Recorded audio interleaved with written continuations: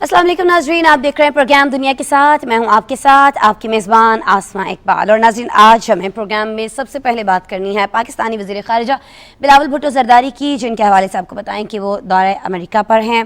बिलावल भुट्टो ज़रदारी अपने अमरीकी हम मनसब जो हैं एंटनी ब्लिंकन, उनकी दावत पर यहाँ पहुँचे हैं। उनके दौरे का जो मकसद है वो तो हम आपको बताएंगे कि यहाँ पर ये जो एक अहम इजलास होने जा रहा है ग्लोबल फूड सिक्योरिटी को लेकर, उस हवाले से बात की जाएगी। और फूड सिक्योरिटी के हवाले से तो उन्हें इसमें शिरकत करना ही करना है, इस इजलास में जो आज रात पाकिस्तानी वक्त के मुताबिक तकरीबन 1 बजे हम कह सकते हैं कि हो रहा होगा। फिर पाकिस्तान की जब बारी आएगी तो वो खिताब भी कर रहे होंगे, उस हवाले से हम यकीनन आपको आगाह करेंगे। लेकिन अभी हमें आपको ये बताना है कि बिलावल भुट्टो जब यहाँ पर पहुँचे हैं तो उनकी अक़वाम मुत्तहिदा के सेक्रेटरी जनरल एंटोनियो गुतेरेस से बात हुई है। बड़े अहम मामलात यहाँ पर डिस्कस हुए हैं, जिनमें अफ़गानिस्तान की सूरत हाल है, साथ ही साथ कश्मीर को लेकर भी इन दोनों के दरमियान बड़ी अहम बातचीत हुई है। क्या अहम बातचीत हुई है, फूड सिक्योरिटी के मसाइल क्या हैं, इन पर इजलास में क्या होने जा रहा है, ये सारी चीज़ें मुझे बताएंगे जी ज़ीशान भट्टी, नुमाइंदे हैं हमारे पाकिस्तान टेलीविज़न न्यूज़ के, और स्टूडियो में ही मुझे ज्वाइन करें, उनसे बात कर लेते हैं। अस्सलाम वालेकुम ज़ीशान, बहुत शुक्रिया वक्त के लिए। ज़ीशान, पहले ज़रा मुझे ये बताइएगा कि वज़ीर ख़ारिजा बिलावल भुट्टो ज़रदारी की अभी तक की मसरूफियात क्या रही हैं? 2 रोज़ का ये दौरा है, आगे क्या होने वाला है ये तो मैं आपसे पूछूंगी। अभी तक जो हुआ है अगर आप वो बता सकें, कितनी मीटिंग्स हो चुकी हैं, किस किस से हुई हैं?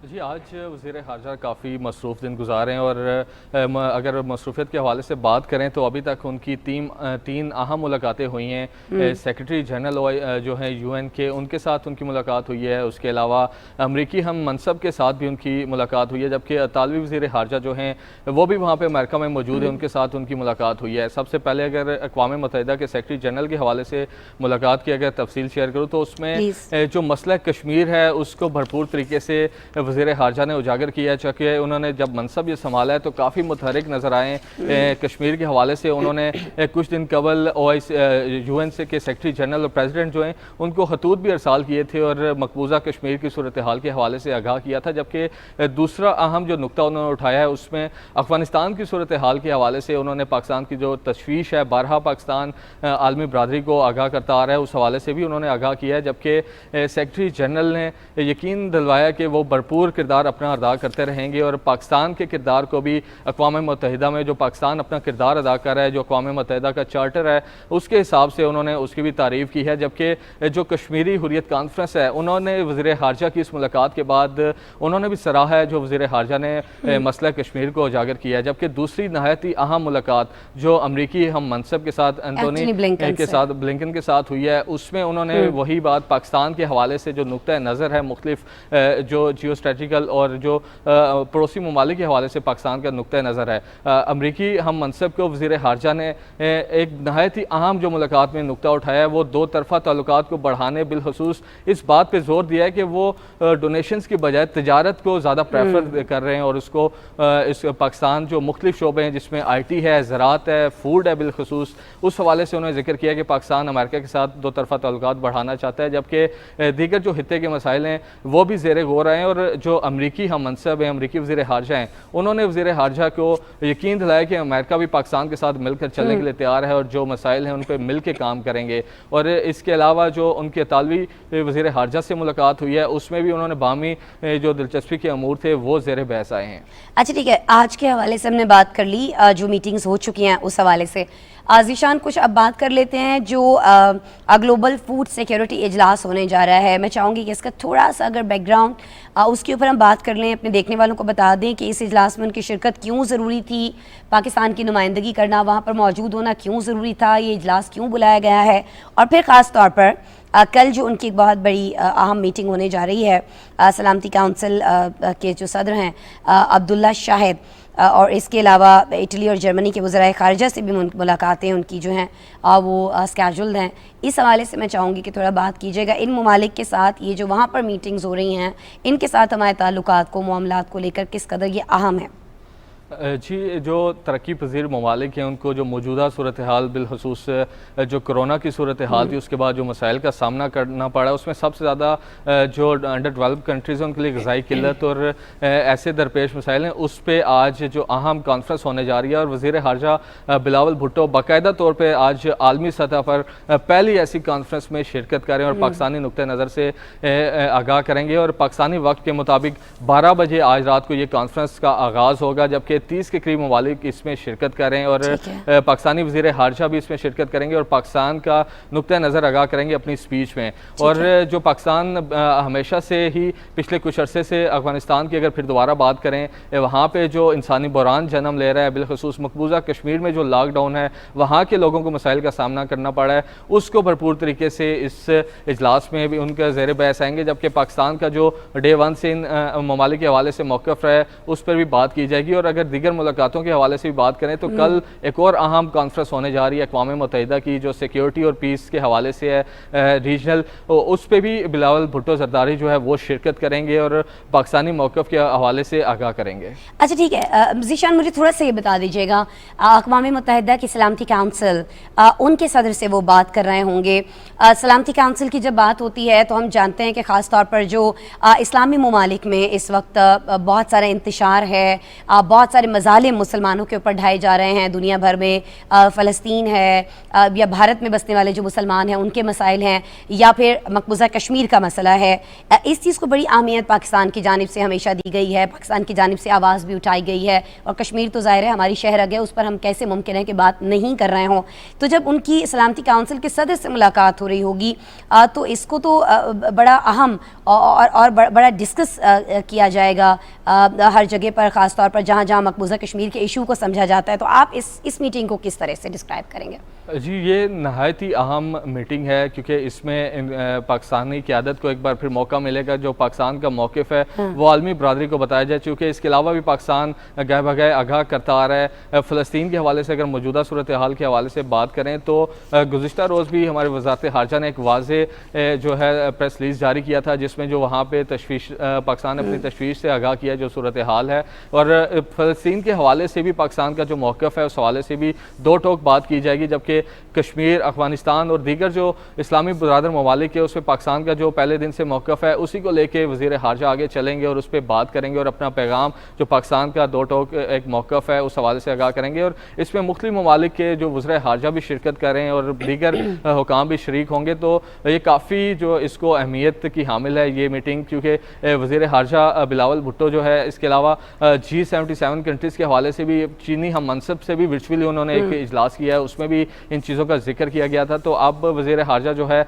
इन इजलासों में शिरकत के बाद आइंदा चंद दिनों में और नहायत ही अहम दीगर ममालिक के भी दौरे करने जा रहे हैं, जिसमें ये तमाम तर सूरत हाल वो ज़ेर बहस लाएंगे। ठीक है, दीगर अहम ममालिक के दौरे भी कर रहे होंगे। यहाँ CNN को उन्होंने इंटरव्यू भी दिया है। ज़ीशान, अगर कुछ चीदा पॉइंट्स जो इस इंटरव्यू के दौरान उनसे सवालात किए गए, क्या जवाब दिए गए हैं वज़ीर ख़ारजा की जानिब से?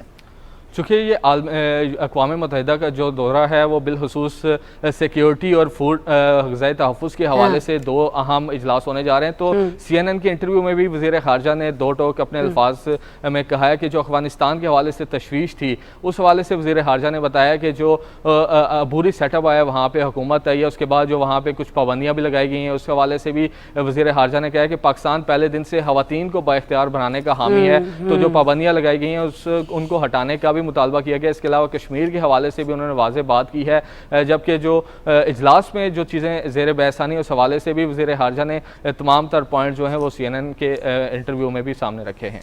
ठीक है जी, वही सारी बातें जो पाकिस्तान का मौक़िफ़ हैं, चाहे वो अफ़गानिस्तान हो, चाहे मसला कश्मीर हो या दीगर मामलात हों, वो सारी चीज़ें वज़ीर ख़ारजा बिलावल भुट्टो ज़रदारी ने CNN के इस इंटरव्यू में भी उन्हीं का जिक्र किया है, उन्हीं को दोहराया है। बहुत शुक्रिया ज़ीशान भट्टी, आप वज़ीर ख़ारजा बिलावल भुट्टो ज़रदारी के इस दौरे अमेरिका के हवाले से हमें ब्रीफ कर रहे थे। Thank you so very much, आप हमारे स्टूडियो में तशरीफ़ लाया, हमें आगाह किया। आगे बढ़ जाते हैं जी और बात कर लेते हैं रूस यूक्रेन जंग की।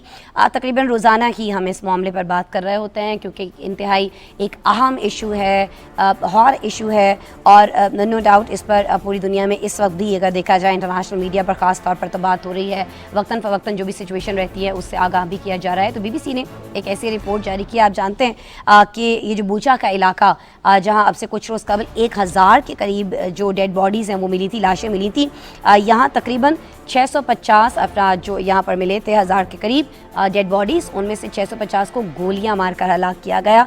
और साथ ही साथ ये भी कहा गया यूक्रेन की जानिब से कि जो बच्चों के यहाँ पर समर कैंप्स थे उनको रशिया की जानिब से कत्लगाह बना दिया गया। एक बहुत बड़ा इल्ज़ाम है जो रशिया के ऊपर लगाया जा रहा है, क्योंकि उसको इंसानी हुकूक की खिलाफ वर्जियों को लेकर बहुत बड़े केसेस का सामना करना पड़ सकता है और बहुत नुकसान उठाना पड़ सकता है। लेकिन कहा यह भी जा रहा है यूक्रेन की जानिब से कि वो अब इसके कातिलों को ढूंढ रहा है और ज़ाहिर है इनडायरेक्टली बात की जा रही है रशिया की, और रशिया जो है इस तमाम तर मामले की तरदीद करता चला आ रहा है कि सिर्फ और सिर्फ झूठ है, नाटक है, लोगों को गुमराह किया जा रहा है, ऐसी कोई चीज़ हुई नहीं है। अच्छा, ये तो एक BBC की रिपोर्ट की हम बात कर रहे हैं, लेकिन चूँकि तकरीबन 90 रोज़ होने वाले हैं अब से कुछ ही दिन के बाद इस जंग को शुरू हुए, कितना नुकसान हुआ है ये हम आपको वक्तन फ़वक्तन बताते रहते हैं, लेकिन आज हमें ख़ास तौर पर आपको ये बताना है कि ये जो टीम इस वक्त इंटरनेशनल क्रिमिनल कोर्ट की मौजूद है यूक्रेन के अंदर और रशिया के ख़िलाफ़ इन्वेस्टिगेशन की जा रही है मुबैना जंगी जराइम की, इसकी तहकीकात कहाँ तक पहुँची है। और अगर इसमें ये साबित हो जाता है इस तहकीकात के अंदर कि जी रशिया ने वाक़तन यहाँ पर इंसानी हुकूक की खिलाफ वर्जियाँ की हैं, जंगी जराइम का मर्तकब रशिया हुआ है, तो फिर उसके खिलाफ मज़ीद क्या हो सकता है, क्योंकि ऑलरेडी हम जानते हैं कि इस वक्त रशिया को बहुत सारी पाबंदियों का, बहुत सारे मसाइल का सामना है। लेकिन जब बात होती है जी बच्चों को मारने की, तो उस पर तो कोई भी मुल्क रशिया का साथ देने को तैयार नहीं है। जिस तरह से आज यूक्रेन ने कहा है कि यहाँ पर बच्चों के समर कैंप्स जो थे उनको यहाँ पर कत्लगाह बना दिया गया, वहाँ बच्चों को कत्ल किया गया है, बहुत बड़ी तादाद में कत्ल किया गया है, तो इस चीज़ को तो फिर कोई भी मुआफ़ नहीं करेगा। ये सारी चीज़ें आज हमने एक रिपोर्ट के अंदर समोई हैं। क्या तहकीकात का रिज़ल्ट आता है, उसका क्या नतीजा हो सकता है, रिपोर्ट में दिखाएंगे आपको।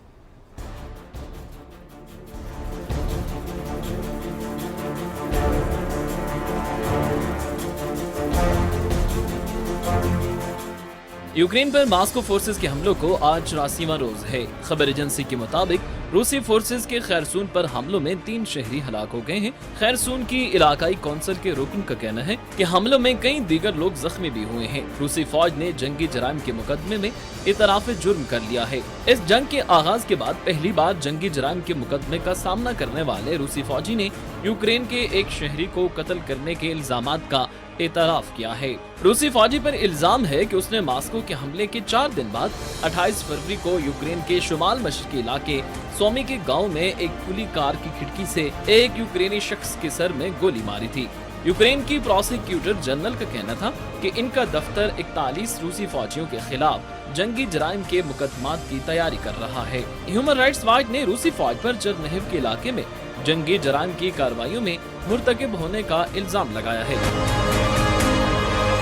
ह्यूमन राइट्स वॉच के मुताबिक रूसी अफवाज ने शुमाली चरनहिव के कुछ हिस्सों पर कब्जे के दौरान बेगुनाह शहरियों को मारा और उन पर तशद्दुद किया जो जंगी जराइम में आते हैं। रूसी वजारत दिफा के तर्जुमान ने दावा किया कि 694 यूक्रेनी फौजियों ने मारियोपोल में अपने आखिरी मजबूत गढ़ को छोड़ते हुए अपने आप को रूस के हवाले कर दिया है। इस हफ्ते में हथियार डालने वालों की तादाद 1000 हो गई है। इनके हथियार डालने के बाद रूसी फौज ने स्टील प्लांट का मुहासरा खत्म कर दिया है। डेनियस न्यूज एजेंसी ने दावा किया कि मारियोपोल में किसी भी यूक्रेनी कमांडर ने हथियार नहीं डाले। आलमी मीडिया रिपोर्ट्स के मुताबिक रूस ने मॉस्को पर हमले की सूरत में जौहरी हथियारों के इस्तेमाल की धमकी दे दी है। रूसी नायब वज़ीर-ए-आज़म ने बयान में ये भी वाज़ेह कर दिया कि रूस कभी जौहरी हथियारों के इस्तेमाल में पहल नहीं करेगा। मॉस्को ने 34 फ्रांसीसी, 24 अतालवी और 27 स्पेनी सफारतकारों को नापसंदीदा शख्सियत करार देकर मुल्क छोड़ने का हुक्म दे दिया है। खबर एजेंसी के मुताबिक रूस ने 85 यूरोपीय सफारतखाने के अमले को भी मुल्क बदर करने का फैसला किया है। दूसरी तरफ नार्डिक ममालिक ने नेटो में शमूलियत न इख्तियार करने की पॉलिसी को यूक्रेन पर रूसी हमले के तनाज़ों में तर्क कर दिया है। फिनलैंड और स्वीडन ने नेटो में शमूलियत के लिए मुश्तरका दरखास्त जमा करा दी है। नेटो के सेक्रेटरी जनरल स्टोल्टनबर्ग ने फिनलैंड और स्वीडन के सफीरों से दरखास्तें वसूल की। इस मौका पर स्टोल्टनबर्ग ने इस पेशरफ्त को एक तारीखी कदम करार दिया। उनका कहना था कि इत्तेहादी ममालिक नेटो की वसअत में इजाफा करने पर इत्तफाक करते हैं। रिपोर्ट्स के मुताबिक इस अस्करी इत्तेहाद के रुकन मुल्क तुर्की की जानिब से फिनलैंड और स्वीडन की नेटो में मुमकिन शुमालियत की मुखालफत की जा रही है। तुर्क सदर रजब तैयब एर्दोगान ने कहा कि हमारी किसी की जमीन पर निगाह नहीं, हम मुल्क की तहफ़्फ़ुज़ के लिए खतरा तश्कील देने वाली कार्रवाइयों को जड़ से खत्म करना चाहते हैं। तुर्की का इल्जाम है कि ये ममालिक अंकरा मुखालिफ मुसल्लह ग्रोहों को पनाह फराहम करते हैं। बात कर लेते हैं जी सीनियर तज्ज़ियाकार असद महमूद साहब से, वीडियो लिंक पर मुझे ज्वाइन कर रहे हैं। अस्सलाम वालेकुम असद साहब। से हैं असद साहब, आवाज़ आ रही है आप तक? जी बिल्कुल, आपकी आवाज़ मुझे बिल्कुल बहुत शुक्रिया असद साहब ज्वाइन करने के लिए। असद साहब ज़रा ये फरमा दीजिएगा, जब भी हम बात करते हैं ख़ास तौर पर इंटरनेशनल मीडिया और ख़ास तौर पर यूरोपियन मीडिया की, बहुत ज़्यादा हमें ये दिखाई दिया शुरू के दिनों में ख़ास तौर पर इस जंग को लेकर दोनों ममालिक के दरमियान कि यूरोपीय मीडिया जो है वो बहुत ज़्यादा बाइस्ड था। बहुत सारी खबरें जो है वो अगेंस्ट चलाई जा रही थी रशिया के, और यूक्रेन पर बहुत ज़्यादा हद तक उसका साथ दिया जा रहा था, जो कि एक बहुत ऑब्वियस सी बात है। लेकिन ये बताइएगा कि जो बुचा के इलाके के हवाले से कहा जा रहा है कि जी यहाँ पर बच्चों का एक समर कैंप मौजूद था, इस समर कैंप के अंदर रूसी फौजी जो हैं वो घुस गए, यहाँ बच्चों का कत्लेआम किया गया, ये तो एक बहुत बड़ा दावा किया जा रहा है ना सर बीबीसी की रिपोर्ट के अंदर।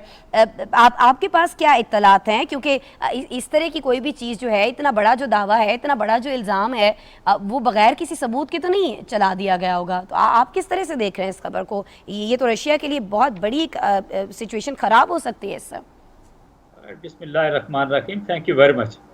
देखिए, सबसे पहले तो मैं आपसे ये कहूँगा कि इस तरह का वाक़या फ़र्ज़ करें किसी एक थर्ड वर्ल्ड कंट्री की किसी छोटे मुल्क से होता तो बिल्कुल मैं आपकी तायद करता कि हाँ ये बड़ा ख़तरा हो सकता है उस छोटे मुल्क के लिए।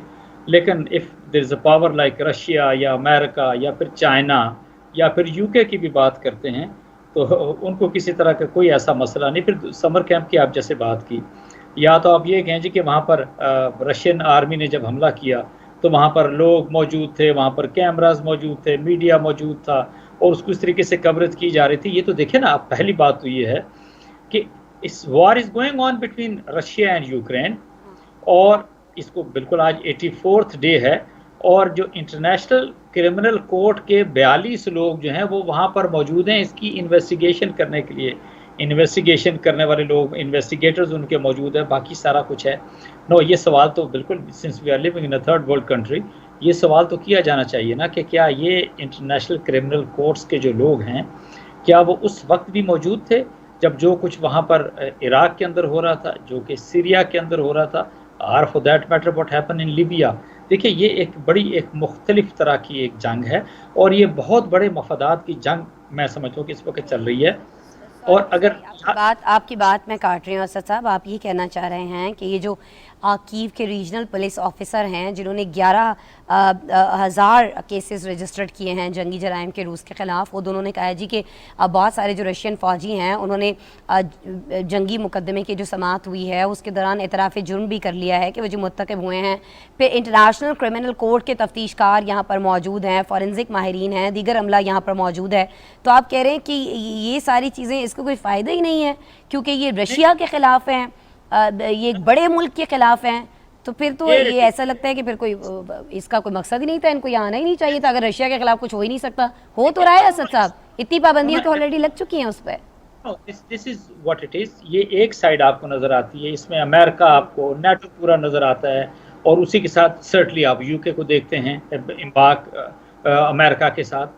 बट जनरली आप वुड से कि अगर इन सारी चीज़ों का आपने ख्याल रखना होता या जो कुछ करना होता, या फिर जंग जैसे जिस तरीके से मैं समझता हूँ कि शुरू हुई है, रशिया तो आज भी क्लेम करता है जी कि हाँ जिस तरीके से नेटो ने ईस्टवर्ड मूवमेंट किया, जिस तरीके से यूक्रेन के काम थे, तो there was no way out, but हमें एक लिहाज से इन्वॉल्व किया गया। अगर आपको याद हो, यही बातें इससे पहले भी हम आपस में कर चुके हैं कि ऐसा लगता था कि रशिया को सक इन किया गया सारे प्रोसेस के अंदर, और ये तो सिचुएशन है। और डेफिनेटली चाहे जंग होती है और फिर जंगी तैयारे आते हैं, आप से कि मिसाइल्स और वेपन्स हर तरह की हैं वो फायर होती हैं, दे डोंट सी कि जी हाँ वहाँ पे किस तरह के लोग हैं। बट इसके बावजूद भी ये ज़रूर कहा जाता है कि अगर जंग भी होती है तो उसके अंदर आप बिल्कुल आप बच्चों का, बूढ़ों का, निहत्ते शहरियों का सर्टली ये ख्याल रखते हैं। और मैं ये समझता हूँ कि इसके ऊपर ठीक है इंटरनेशनल कोर्ट जो क्रिमिनल कोर्ट है उसकी जो भी प्रोसीडिंग्स होंगी वो वहाँ पर मौजूद हैं। बट रशिया पे जो उन्होंने पाबंदियां जिस तरीके से यूरोप ने या फिर अमेरिका ने लगानी थी, वो तो इंतहाई सख्त तरीन पाबंदियां लगा चुके हैं, ये भी आप फील करते हैं। उन पाबंदियों की जो गर्मी हिद्दत है वो भी रशिया के अंदर महसूस की जा रही है। आप ये भी कह सकते हैं कि हाँ, नहीं तो उनका असद जो साहब, ये नहीं हुआ कि उन पाबंदियों ने मजीद प्रोवोक किया है रशिया को इस जंग को लेकर, इस जंग को और बढ़ावा देने में? बहुत सारी जगहों पर तो असद साहब, आपसे भी हमने बहुत बार तज्जिया लिया ना, आपको हमें भी लगा कि कहीं ना कहीं मामलात जो हैं वो बेहतर हो सकते हैं मुज़ाकरात के जरिए, लेकिन अब तो इस हद पे आ गए हैं कि सर मुज़ाकरात ही खत्म हो गए हैं, बात ही नहीं हो रही है। यही तो सबसे बड़ा अलमिया है कि इस यूक्रेन वॉर को नीदर अमेरिका नॉर यूरोप और इवन अगर यूके की बात करते हैं, not even a single country from there you feel कि नहीं यार, दे आर इंटरेस्टेड कि नहीं इस जंग को रोका जाए। वो तो ऐसा लगता है कि उसको बढ़ावा दे रहे हैं। आज ही के दिन के अंदर उनका जो ईयू का चीफ है, उन्होंने कहा जी कि हम 9 बिलियन की जो सपोर्ट है वो दे रहे हैं, इमदाद जो है वो दे रहे हैं यूक्रेन को कि आप आगे इनको काम करना चाहिए। फिर आप ये देखें कि जिस तरीके से असलहे की, गोला बारूद की जो तरसील जारी है यूक्रेन को, वो भी अब किसी से ढकी छुपी नहीं है। मारियोपोल की अगर हम बात करते हैं, जिस तरीके से मारियोपोल को उसने एक लिहाज से उसको कहा गया जी कि सिंबल ऑफ रेजिस्टेंस था बेसिकली यूक्रेन का, बट आप ये देख लें कि जिस तरीके से वहाँ पर रेजिस्टेंस दी गई वो भी सबके सामने है। और ये नहीं हम कह सकते कि नहीं ये सिर्फ ये अकेले यूक्रेनियन जो है इस रेजिस्टेंस का हिस्सा थे या ये सारा कुछ कर रहे थे। सर्टली इसके अंदर बिल्कुल नाटो के लोग जो है वो मौजूद थे यूक्रेन के साथ, यूक्रेन की आर्मी के साथ। बट बिल्कुल आपने ठीक बात कही कि रशिया को प्रोवोक तो एक लिहाज से कर दिया गया है और no there is no way out. बिल्कुल आपने ठीक कहा। रशिया की तो आज की भी स्टेटमेंट थी कि जी जो एटीट्यूड है यूक्रेन का, या जिस तरीके से ओवरऑल आप देखते हैं कि इन डिस्कशन को आगे बढ़ना चाहिए था, और for that matter peace process को आगे बढ़ना चाहिए था, वो तो लगता है this seems to be non serious. तो डेफिनेटली अगर ये सिचुएशन होगी, इसका मतलब है कि पूरे का पूरा नाटो जो है वो तो उस पर जलती पे आग लगा रहा है। अभी आप बिल्कुल, आपकी रिपोर्ट भी मैंने देखी, स्वीडन फिनलैंड ने आज अपनी रिपोर्ट अपनी एप्लीकेशन जमा कराई है इसको नाटो वालों को, जी आप हमें अपना मेंबर बना लें, यूक्रेन अदरवाइज जिसको कहते हैं, दे आर जस्ट ट्राइंग। इसी पे ऐसा बात कर लेते हैं ना, इसमें आप तुर्की के किरदार को किस तरह से देख रहे हैं? कल रजब तैयब एर्दोगान ने बड़े दो टोक अंदाज में ये कह दिया है कि जी आप मुझसे कांटेक्ट नहीं करें, जहमत नहीं करें, अपने आप को तकलीफ नहीं दें, यहाँ आने की जरूरत नहीं है आपको मेरी हिमायत के लिए। हाँ, उसमें देखें ना, तुर्की के बड़े सीरियस तहफ़्फ़ुज़ात हैं कि इवन स्पेशली फिनलैंड और स्वीडन के बारे में कि जी हाँ, वो जो अलादगी पसंद ग्रुप हैं, केपीके के जो लोग हैं जो कि काम कर रहे हैं अगेंस्ट इंटरेस्ट ऑफ तुर्की, उसको उनकी सपोर्ट है और वो उनका स्टैंड पॉइंट है उसके ऊपर। और टर्किश प्रेसिडेंट ये कहते हैं कि हम किसी सूरत के अंदर भी इन दोनों ममालिक को नाटो के अंदर बिल्कुल हम नहीं आने देंगे टिल सच टाइम कि हमारे तहफ़्फ़ुज़ात को एक लिहाज से सुना नहीं जाता। लेकिन देखें ना, अगर आपको याद हो, 1-2 माह पहले आपसे बात हुई थी, जी एक स्टेज ऐसी आ गई थी कि जहां पे लोगों ने सोचना शुरू किया था कि नाटो की जरूरत क्या है। नाटो को तो नाटो के जो ममालिक हैं, मेंबर ममालिक है, वहां तो उसको किसी तरह का कोई खतरा नहीं है। और आज ये देखें, आप फील करते हैं कि जोक दर जोक जो है वो जो यूरोप के 30 मेंबर तो आज भी हैं, 2 अगर ये इनके करें एप्लीकेशन 32 हो गए और 33rd जो है वो यूक्रेन एक लिहाज से आता है। So see what is happening around. यानी कि आप अमेरिका को देखते हैं किस तरीके से अपनी असलहा साज फैक्ट्रियां जो है वो दिन रात आपको काम करती नजर आएंगी। और फिर वायबिलिटी ऑफ अमेरिका, अच्छा इट इज इररिस्पेक्टिव कि यूरोप को उसको कितनी कीमत भुगतनी पड़े। आप वहां पर तेल की कीमतों को देख लें, गंदम की कीमतों को, अजनास की कीमतों को देख लें, इकॉनमी फैक्टोरियल। जी अच्छा असद साहब देखें, अभी मैं तो होस्ट कर रही हूँ इस प्रोग्राम को, बहुत सारी चीज़ें पढ़ना पड़ती हैं, समझना पड़ती हैं, सिचुएशन क्या है क्या नहीं है, चीज़ें पता चलती रहती हैं। अभी जो एक आम व्यूवर आपको घर बैठे देख रहा है, 84 डेज 84 रोज़ हो चुके हैं इस जंग को, मुज़ाकरात नहीं हो रहे हैं, दोनों तरफ से दावे किए जा रहे हैं। सिंपल से अल्फाज में मैं चाहूँगी, अगर आप हमारे जो बहुत ही एक घरेलू खातून आपको देख रही हैं या कोई घर में बैठा हुआ शख्स जिसको कोई इतनी मामला फहम नहीं है इंटरनेशनल अफेयर्स को लेकर, कौन जीत रहा है ये जंग? अभी तक फ़ायदा हो रहा है किसी को?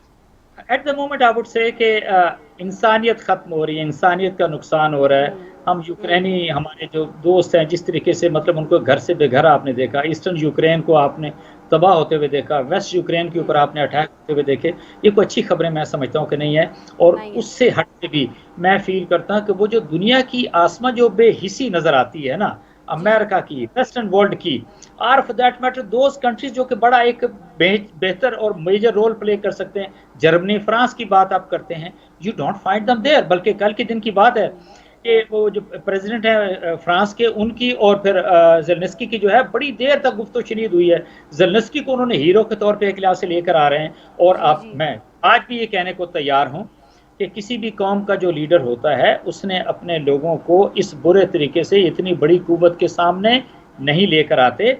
आप कोई ना कोई गिव एंड टेक के ऊपर अपने मुल्क को बचा के रखते हैं, और आज मैं ये कहने को तैयार हूँ कि शायद जिस शेप के अंदर आज से 84 डेज़ पहले हम यूक्रेन को देखते थे, उसको प्रॉब्ली मेरा ख्याल है 40 to 50 ईयर्स लगेंगे उस शेप को रीगेन करने में। तो किसका लॉस हुआ? इंसानियत का, यूक्रेन के लोगों का, यूक्रेन की गवर्नमेंट का, एंड सर्टनली फ़ायदा किसका हुआ? असला सस्पेक्टों का, अमेरिका का, और फॉर दैट मैटर यूरोप के दूसरे मुल्क हैं। बट इसके बावजूद मैं आपसे ये कहूँगा कि इस जंग के अंदर सो फार तो ऐसा लगता है जी कि जैसे रशिया को बड़े नुकसान एक लिहाज से होने जा रहे हैं, बट जंग कहाँ लड़ी जा रही? जंग तो यूक्रेन के अंदर लड़ी जा रही है। जी बिल्कुल। तो मैं ये समझता हूँ कि इस जंग के अंदर रशिया ने अपने आप को सारे नुक एंड कॉर्नर को सेव करके यस उसने अटैक ठीक एक है लिहाज जी, जंग कौन जीतता है कौन हारता है दोनों ममालिक में से, ये एक अलग टॉपिक है। नुकसान चूँकि यूक्रेन के अंदर जंग हो रही है, वहाँ की सरजमीन पर ज़्यादा हो रहा है, लेकिन वैसे आप समझते हैं कि जंग कहीं पर भी हो रही हो, ज़ाहिर है वो इंसानियत का ही नुकसान होता है। इसको रुकना चाहिए, लेकिन अभी तो मुज़ाकरात ही रुक गए हैं। बहुत शुक्रिया असद महमूद साहब, सीनियर तज्ज़ियाकार हमारे साथ मौजूद थे जी, बात कर रहे थे, तज्ज़िया अपना शेयर कर रहे थे रशिया और यूक्रेन को लेकर, इस मामले पर, इस जंग पर। अभी हमें प्रोग्राम में बढ़ जाना है आगे, और बहुत सारे दिनों से बहुत सारे मुल्कों से हम आपको खबरें दे रहे होते हैं कि जी महंगाई जो है वो बहुत बढ़ चुकी है। क्यों बढ़ चुकी है? आप भी सोचते होंगे इस रोज़ाना की बुनियाद पर कहाँ से इतनी खबरें आ जाती हैं? क्या पूरी दुनिया में महंगाई बढ़ी है? क्योंकि अमेरिका से भी हमने आपको बहुत बार बताया ना कि वहाँ पर महंगाई बढ़ी है। तो जी हाँ, बिल्कुल ऐसा ही है। कोविड के बाद से बहुत सारे ममालिक की मीशत जो है उसको बहुत ज़्यादा तबाही देखना पड़ी है, बहुत ज़्यादा ज़बूहाली देखना पड़ी है, और ऐसा ही एक मुल्क है जी ईरान, जहाँ की आज हम बात करने जा रहे हैं। हज़ारों लोग यहाँ पर सड़कों पर निकल आए हैं, मुजाहरे कर रहे हैं, मुजाहरे किए जा रहे हैं महंगाई के ख़िलाफ़। कहा क्या जा रहा है? कहा यह जा रहा है कि जी हम अंडे, दूध, डबल रोटी तक नहीं ख़रीद पा रहे हैं, हम नाश्ते का सामान तक नहीं ख़रीद पा रहे हैं, बाकी तो आप चीज़ें छोड़ दें, इतनी ज़्यादा मुल्क के अंदर महंगाई हो गई है। बताया यह जा रहा है कि ईरान में इस वक्त जो 50% उनकी आबादी है, 50% जो आबादी है, तकरीबन 8 करोड़ से ज़्यादा कुछ इनकी आबादी बताई जा रही है, 8 करोड़ 50 लाख। तो इनमें से आप देखें कि 4 करोड़ 25 लाख अफराद जो हैं, जी हाँ बिल्कुल आधी आबादी, वो गुर्बत की जो लकीर से नीचे हैं, उससे नीचे और ज़िंदगी गुजारने पर मजबूर है। हालात बहुत ही ज़्यादा ईरान के अंदर ख़राब हो चुके हैं। और जी जब ये लोग मुजाहरे करने के लिए बाहर निकले हैं, तो मुजाहिरीन की जानिब से दावा किया जा रहा है कि यहाँ जो हुकूमत है उसके जो ज़ाहिर सिक्योरिटी एहलकार हैं, उन्होंने उन पर अटैक किया है, और इसमें तकरीबन 6 अफराद जो हैं, 6 मुजाहिरीन जो हैं वो मारे जा चुके हैं, और उसके बाद इन मुजाहरों में और ज़्यादा तेज़ी आ गई है। बताया जा रहा है कि रवां साल ईरान में अगर अफरात ज़र की बात की जाए तो वो 40% तक पहुँच चुकी है, जो कि एक बहुत बड़ी शरह है महंगाई में इजाफे की। क्या सिचुएशन है, सिचुएशन संभालने के लिए क्या हो रहा है, हुकूमत क्या कर रही है, इंतज़ामिया इन मुजाहरों को रोकने के लिए किस तरह से सरगर्म अमल है, सारी चीज़ें रिपोर्ट में।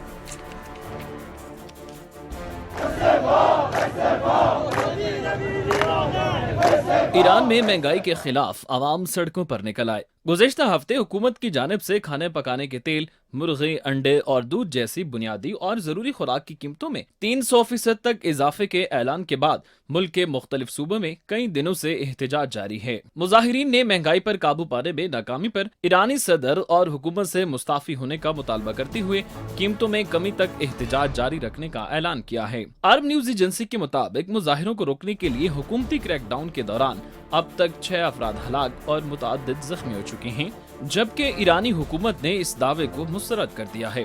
सरकारी आदादोशुमार के मुताबिक ईरान में इस वक्त अफराते ज़र 40% तक पहुंच चुकी है, जबकि 8 करोड़ से ज्यादा आबादी वाले मुल्क की 50% आबादी गुर्बत की लकीर से नीचे जिंदगी गुजार रही है। 2018 के बाद से ईरान की अफराते ज़र मुसलसल बढ़ रही है, जिसके बायस गुज़िश्ता 5 सालों के दौरान एहतजाज के सिलसिले भी बढ़े हैं। चंद माह कबल ही ईरान के कई शहरों में पानी की किल्लत के खिलाफ मुजाहरे हुए थे। अमरीकी इदारे की रिपोर्ट के मुताबिक नवंबर 2021 में होने वाले एहतजाज के दौरान 3 मुजाहिरीन हलाक, जबकि 67 मुजाहिरीन को हिरासत में ले लिया गया था। नवंबर 2019 में पेट्रोल की कीमतें बढ़ाने पर भी मुल्क गिर एहतजाज देखने में आए, और ईरानी पार्लिमानी कमेटी की सदर के मुताबिक इन मुजाहिरों में 230 अफराद मारे गए थे। अल जजीरा की रिपोर्ट के मुताबिक 2018 में महंगाई के खिलाफ हुकूमत मुखालिफ मुजाहिरों के दरमियान 9 अफराद लुक्मा अजल बने थे। माहिरीन का कहना है कि गुज़िश्ता 5 सालों के दौरान जब एहतजाज शुरू हुए तो गैर सियासी थे, लेकिन मुआशी और मुआशरती वजूहात की बुनियाद पर सियासी सूरत इख्तियार करते जा रहे हैं। माहिरीन के मुताबिक हालिया बरसों में एहतजाज की शिद्दत में इजाफा ईरानी हुक्मरानों के खिलाफ अवाम के अदम इत्मीनान का इजहार है। इन एहतजाजी सिलसिलों में इलेक्शन का बाइकॉट और तुलो अर्ज में जलसे और जुलूस भी शामिल रहे हैं। माहिरीन के मुताबिक अगर हालात में बेहतरी न आई तो आइंदा मजीद मुजाहिरों का खदशा भी मुंडला रहा है। महंगाई की बात हम कर रहे हैं और आज हम खास तौर पर बात कर रहे होंगे आलूदगी की, जिसकी वजह से बताया जा रहा है कि जी दुनिया भर में 90 लाख अफराद जो हैं वो कबल अज़ वक्त मौत के मुंह में चले जाते हैं। यानी अगर आलूदगी ना होती तो शायद वो थोड़ा और जी लेते, लेकिन चूंकि आलूदगी बहुत ज़्यादा है तो 90 लाख अफराद कबल अज़ वक्त ही मौत के मुंह में चले जाते हैं। यानी हम ये कह सकते हैं कि दुनिया भर में हर 6 में से जो एक शख्स है वो आलूदगी के बायस अपनी ज़िंदगी की बाजी हार जाता है, जो कि एक बहुत बड़ी तादाद है इस तरह से मरने वाले लोगों की। अब इस आलूदगी को लेकर जो एक रिपोर्ट एक हेल्थ जरीदे ने जारी की है, आज हम आपसे वो शेयर कर रहे होंगे। कहाँ आलूदगी कितनी बढ़ रही है, कितना नुकसान फैला रही है, इस पर बात कर रहे होंगे। ब्रेक लेते हैं, ब्रेक के बाद आपसे दोबारा मिलते हैं।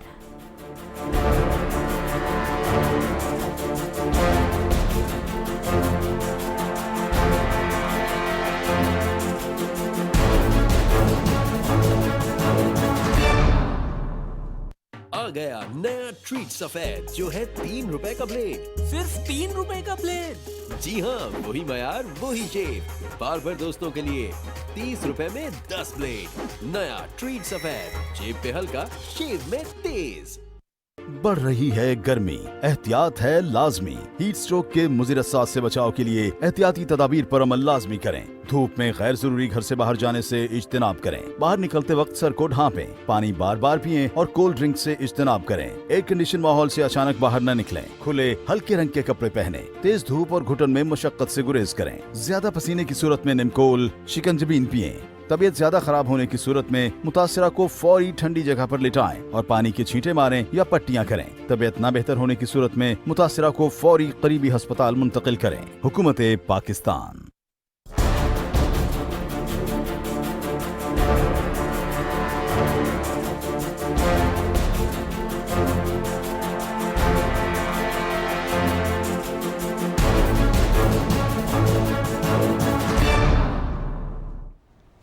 ब्रेक पर जाने से पहले मैंने आपको बताया था कि अब हम बात कर रहे होंगे प्रोग्राम में बढ़ती हुई आलूदगी की। सिर्फ पाकिस्तान में नहीं, दुनिया भर में ये आलूदगी बढ़ती चली जा रही है। और जी, इस आलूदगी से हो क्या रहा है हम जानते हैं। दुनिया भर में बहुत ज़्यादा नुकसान जो है जानी वो जंग से हो रहा होता है, रोड एक्सीडेंट्स में हो रहा होता है, हादसात में हो रहा होता है, मुख्तलिफ जगहों पर दहशतगर्दी के वाक़यात में हो रहा होता है, बीमारियों से हो रहा होता है, मलेरिया से हो रहा होता है, एड्स से हो रहा होता है, कैंसर से हो रहा होता है, हार्ट अटैक से हो रहा होता है, BP की वजह से हो रहा होता है, बहुत सारा जानी नुकसान। लेकिन ये सारा जानी नुकसान एक तरफ और आलूदगी से होने वाला नुकसान दूसरी तरफ। सबसे ज़्यादा इस वक्त जो नुकसान हो रहा है जानी दुनिया भर में वो आलूदगी की वजह से हो रहा है, ये कहा जा रहा है जी। और ये हम नहीं कह रहे हैं, ये कह रहा है the Lancet planetary health journal, जिसमें आज एक रिपोर्ट शाया हुई है। इसी रिपोर्ट में ब्रेक पर जाने से पहले जो मैंने आपको बताया था कि बताया गया है कि आलूदगी के बायस एक साल में 90 लाख अफराद अपनी ज़िंदगी की बाजी जो है वो वक्त से बहुत ज़्यादा पहले हार जाते हैं। यानी हर 6 में से एक शख्स जो है वो अपनी ज़िंदगी हारता है, अपनी जान से जाता है आलूदगी की वजह से। कितनी बड़ी ये तादाद है। नाज़रीन, अगर हम बात कर लें, चले हमें तो ऐसा लगता है ना कि हम अभी चले ऑफिस से बाहर निकलेंगे, किसी बहुत ज़्यादा गुंजान आबाद इलाके में चले जाएंगे। मैं तो खैर अभी इस्लामाबाद में हूँ, लेकिन अगर हम किसी भी दूसरे शहर की बात कर लेते हैं पाकिस्तान में, तो आलूदगी बहुत ज़्यादा बढ़ती जा रही है। मुख्तलिफ इसकी वजूहात हैं, दरख्तों का ना होना, ट्रैफिक के बहुत सारे मसाइल हैं, धुआं है, ईंधन के इस्तेमाल है और बहुत सारी वजूहात। लेकिन जी, ये सिर्फ हमारे मसाइल नहीं हैं। अमेरिका जैसे मुल्क की हम बात कर लेते हैं, जिसको बहुत ज़्यादा एक आइडियल लाइफ वहाँ पर हमें लगता है यहाँ पर बैठ के कि वहाँ पर लोगों की होगी। बताया ये जा रहा है कि वहाँ भी 40% से ज़ायद जो अमरीकी हैं वो गैर सेहतमंद फ़ज़ा में सांस लेने पर मजबूर हैं। बहुत बड़ी तादाद है। फ़र्ज़ करें अगर एक जगह पर 1000 अमेरिकी हैं, तो उसमें से कितने जी 400 लोग, 400 अमेरिकी ऐसी हवा में, ऐसी फ़ज़ा में सांस लेते हैं जो उनकी सेहत के लिए अच्छी नहीं है। तो खुद अंदाज़ा कर लें कि अगर अमेरिका जैसे मुल्क में ये हालत है तो फिर बाकी जगहों पर क्या होगा। कुछ यूरोप के भी मैं आपको आदाद शुमार बता देती हूँ। यूरोप में 3 लाख से ज़ायद अफराद जो हैं फ़ज़ाई आलूदगी की वजह से 1 साल के अंदर अपनी जान से हाथ धो बैठे हैं। ये इस रिपोर्ट में बताया गया है। 2021 के ये नुकसानात मैं आपको बता रही हूँ। और अगर 2019 की रिपोर्ट का जायज़ा लें तो आलूदगी के बायस सबसे ज़्यादा 24 लाख अमवात आप जानते हैं कहाँ पर हुई हैं। सबसे ज़्यादा जो अमवात रिपोर्ट की गई हैं आलूदगी की वजह से वो हुई हैं जी हमारे पड़ोसी मुल्क भारत के अंदर। और 2019 में आलूदगी से सबसे ज़्यादा अमवात भारत में इसलिए हुई हैं कि वहाँ पर आलूदगी जो है वो बहुत ज़्यादा बढ़ चुकी है। खैर, अब पाकिस्तानी TV चैनल्स पर भी आप देख रहे होते हैं, PTV पे हमारी न्यूज़ के अंदर बहुत सारी रिपोर्ट्स बनाई जाती है जिसमें हम आपको इंडेक्स दिखा रहे होते हैं कि किस शहर में कितनी आलूदगी रही है। बहुत दफ़ा ये होता है कि पाकिस्तान का शहर जो है लाहौर, वो आलूदगी में बहुत आगे चला जाता है। बहुत दफ़ा फैसलाबाद आगे चला जाता है। वजह इसकी क्या है? वजह इसकी बहुत बेहंगम अंदाज में बढ़ती हुई आबादी है। बहुत बड़ी बड़ी तादाद में फैक्ट्रीज लगा ली गई हैं, वो हैं। दरख्त नहीं हम लगाते हैं, वही वजूहत हैं जो पहले इस पर बात करने से पहले, टॉपिक पर आने से पहले मैंने आपको बताई थी। अब इसको हल किस तरह से किया जा सकता है? माफ़ कीजिएगा, ये भी शायद आलूदगी की वजह से है। इस पर आपको एक रिपोर्ट दिखा देते हैं।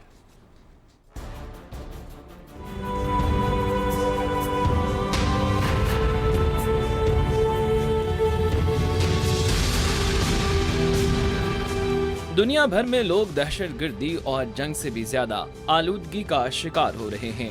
दी लांसेट प्लानिटरी हेल्थ जर्नल की रिपोर्ट के मुताबिक आलूदगी के बायस 1 साल में 90 लाख अफराद कबल अज वक्त मौत वाक़ई हो गई।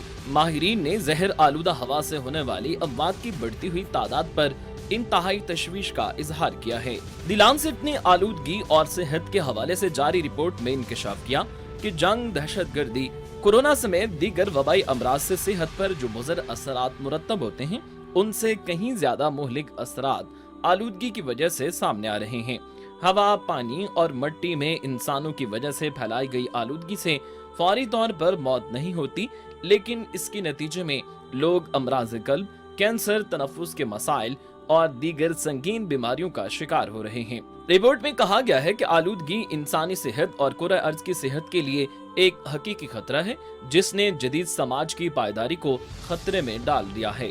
रिपोर्ट के मुसन्निफ रिचर्ड फ्यूलर का कहना है कि 2019 में दुनिया भर में होने वाली 60,70,000 अमवात फिजाई आलूदगी के सबब हुई, जिसका बुनियादी जरिया पेट्रोल और डीजल जैसे ईंधन और बायो ईंधन है।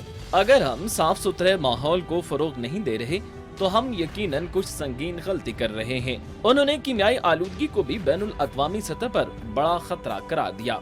मुहक्किकीन के मुताबिक घरों के अंदर पाए जाने वाली आलूदगी, गैर महफूज पीने के पानी और नाकाफी हिफ्ज़ान सेहत की वजह से होने वाली अमवात में गो की कमी आई है, लेकिन बिलखुसूस जनूबी और मशरकी एशियाई मुल्कों में सनअतकारी के सबब फिजाई आलूदगी और कीमियाई आलूदगी में मुसलसल इजाफा हो रहा है, जो कि कबल अज वक्त अमवात की बड़ी वजह है। रिपोर्ट में कहा गया है कि आलूदगी की वजह से होने वाली अमवात के नतीजे में 2019 में 4.6 खरब डॉलर का नुकसान हुआ, जो कि आलमी इक्तिसादी आउटपुट का तकरीबन 6% है। इस वजह से कम और औसत आमदनी वाले ममालिक सबसे ज्यादा मुतासिर हुए हैं, क्योंकि 90% से ज्यादा अमवात इन्हीं इलाकों में हुई हैं। इस बात की भी मुताद्दिद शवाहिद मिले हैं कि आलूदगी अब हवा, पानी और खुराक के हवाले से कौमी सरहदों को पार कर चुकी है।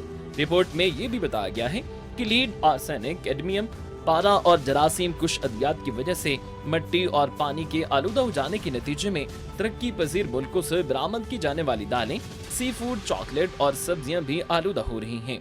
माहिरीन ने खबरदार किया कि आलूदगी अमूमी तौर पर हर एक शहरी का मसला है, जिससे दुनिया के बड़े शहर मुतासिर हैं। अगर इस पर संजीदगी से काम न किया गया तो आने वाले वक्त में इसके नताइज मजीद खतरनाक हो सकते हैं। नताइज मज़ीद ख़तरनाक हो सकते हैं, इसको संजीदगी से लेने की ज़रूरत है। लेकिन एक चीज़, एक बीमारी, एक वबा जिसको बहुत संजीदगी से लिया गया, डील भी किया गया, लेकिन उसके बावजूद उसने बहुत ज़्यादा नुकसान पहुंचाया। अमेरिका के अंदर बताया जा रहा है कि सिविल वॉर ने, पहली जंग अज़ीम ने, दूसरी जंग अज़ीम ने इतने लोगों की जान नहीं ली थी जितनी इस वबा ने ले ली है। कोविड ने ले ली है, कोरोना वायरस ने ले ली है। बताया जा रहा है जी कि 10 लाख अमरीकी जो हैं वो 2.5 साल में मौत के मुंह में चले गए हैं इस कोरोना वायरस की वजह से, और अभी भी बहुत सारे लोग जो हैं वो इससे मुतासिर हो रहे हैं। गुज़श्ता 2.5 साल की अगर हम बात करें, जब इसका कोरोना का आगाज़ हुआ था उस वक्त से हमने देखा, अगर अभी तक के आदाद व शुमार जो सामने आए हैं तो बताया ये जा रहा है कि अमेरिका की तकरीबन जो सबसे बड़ी तादाद बताई जा रही है हलाक होने वालों की, तो 10 लाख बताई जा रही है, लेकिन इस 2.5 साल के दौरान 8 करोड़ अमरीकी आबादी जो है वो इससे मुतासर हुई है। 33 करोड़ की आबादी में से, जो एक ज़ाहिर है बहुत बड़ी शरह है, बहुत बड़ी तादाद है लोगों की। लेकिन जी क्यों तिब्बी माहिरीन जो हैं वो यहाँ पर उस तरह से काम नहीं कर पाए हैं जिस तरह के इस तरह के तरक्की याफ्ता ममालिक में एक्सपेक्ट किया जा रहा होता है कि किया जाएगा। इस पर हमने एक पैकेज तैयार किया है, आपसे शेयर करेंगे।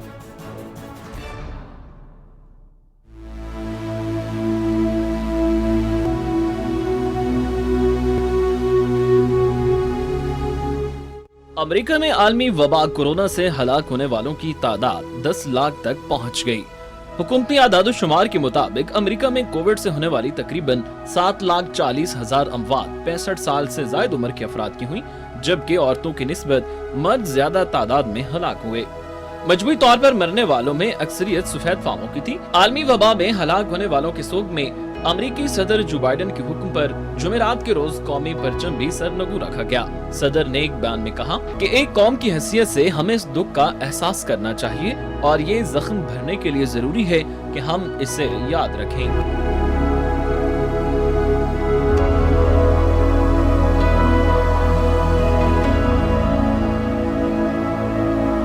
दुनिया भर में अब कोरोना का जोर टूट चुका है और ज्यादातर हिफाजती पाबंदियां जो वबा को काबू में रखने के लिए नाफिज थी उनमें नरमी कर दी गई है। लेकिन अमेरिका में अब एक बार फिर कोरोना वबा के केसेस बढ़ रहे हैं। गुज़िश्ता 2 हफ्तों में इनमें 60% तक का इजाफा हो चुका है। अमेरिका में इन दिनों 86,000 केसेस रोजाना रिपोर्ट हो रहे हैं, जबकि इस मुज़ी वबा से रोजाना 300 के लगभग हलाकतें हो रही हैं।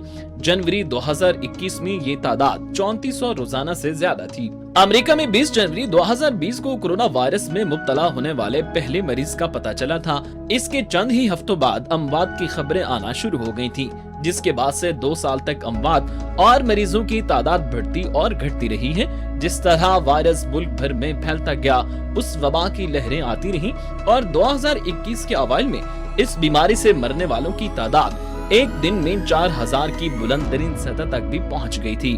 अमेरिका की 50 रियासतों में सबसे ज्यादा हलाकतें कैलिफोर्निया में हुई, जहां तकरीबन 90,000 अफराद हलाक हो चुके हैं। कैलिफोर्निया के बाद टेक्सास में तकरीबन 86,000, फ्लोरिडा में 74,000 और न्यूयॉर्क में तकरीबन 68,000 के करीब अफराद वबा से हलाक हो चुके हैं। तिब्बी माहिरीन अमेरिका में अमवात की तशवीशनाक शरह की कई वजूहात पेश करते हैं।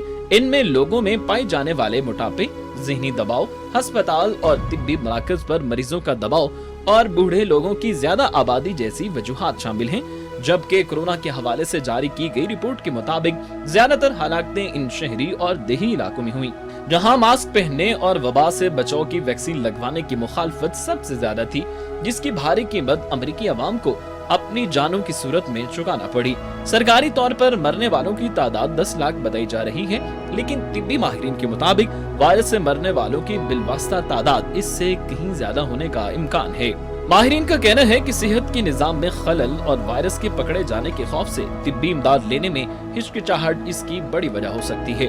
आलमी इदारे सेहत के मुताबिक कोरोना वबा की हमारी मजबूरी बीमारी और शरह अमवात पर पड़ने वाले असरात को समझने के करीब आने में कई साल लगेंगे। नाज़रीन, रिपोर्ट आपने देखी। प्रोग्राम का वक्त खत्म हो रहा है। कल दोबारा आपसे मुलाकात हो रही होगी। अपना बहुत सा ख्याल रखिएगा। अल्लाह ने के बाद।